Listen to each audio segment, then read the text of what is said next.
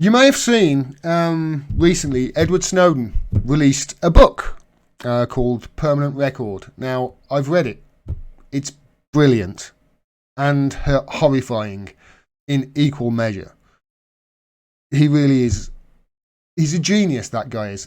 Just a little story from it, from the first chapter this is. He hacked bedtime. When he was 6 years old, it was his birthday, so he hacked the clocks, the digital clocks in his house, so he had an extra hour of his birthday, and he hacked it so they reversed backwards the next day, so his parents didn't know he had an extra hour of his birthday that year. That's the sort of genius the guy is. It's fascinating, the book is.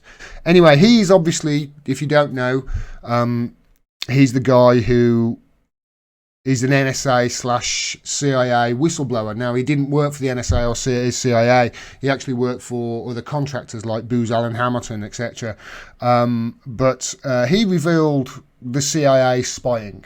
He revealed he was a whistleblower who gave the documents to the Washington Post and the Guardian. Glenn Greenwald, he was basically his rise to fame. Glenn Greenwald. He's a hero. He's an absolute hero. It's horrifying, the book is there in some points, just to how badly these spying powers have gotten. You may remember, if you've seen the movie Citizen 4, which is a sort of a documentary where Snowden is talking to Laura Poitras and Glenn Greenwald and the guy from the Washington Post, and he's giving these documents over. Whenever he puts his password in, he put his whole head under a blanket and a laptop and everything. And I remember seeing that movie, it's a bit over the top, isn't it? It's a bit stupid. I remember the first time he did it, Glenn Greenwald looking things into, oh my God, what's he doing? After reading his book, you sort of think, you know what? The blanket's not enough. Go and sit in the toilet as well. Make sure you're sitting somewhere without, actually anywhere without any mirrors as well. It's frightening. It really is. It's a great book. And by the way, in that book, Edward Snowden, he's in asylum in Russia now. And the only reason he got to Russia was because Julian Assange sent somebody to save him when he was in Hong Kong. The net was closing in on him. I think it's not Hong Kong, Singapore. One of the two, anyway. His book, not surprisingly, written by a genius, became a bestseller. And guess what? This guy who's a hero, who's wrote this book, that became a bestseller,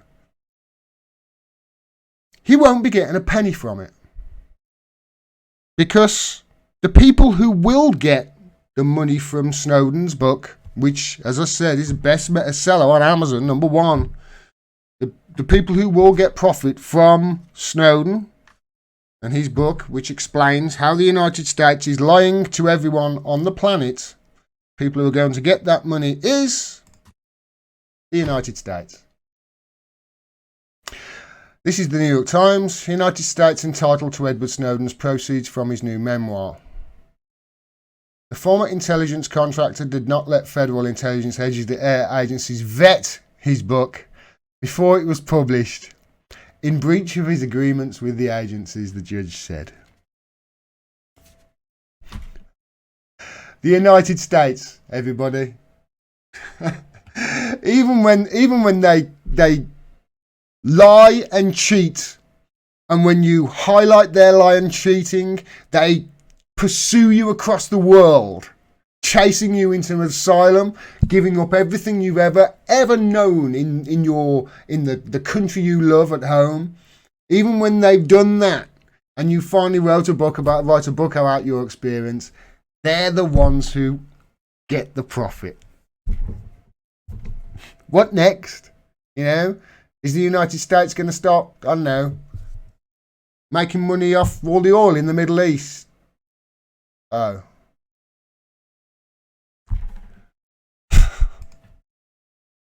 Edward Snowden, he took it on the chin. He said this: the government may steal $1, but it cannot erase the idea that earned it. I wrote this book, Permanent Record, for you, and I hope the government's ruthless desperation to prevent its publication only inspires you to read it and then gift it to another. Well, I tell you, I have read it, and it's brilliant, and I suggest you do too. I'm going to set up so I can send it to my girlfriend because she wants to read it, so I'll gift it to her. I suggest you buy it or get somebody to gift it you, because it really is a fantastic book that I cannot recommend enough. And also, even though it's of a really dire subject, you know, spying and all the underhanded stuff that goes on in those spy agencies, it really does end on a happy ending, one that almost brought a tear to my eye. I'll tell you that. It's a quite remarkable book, and I'm really glad I read it.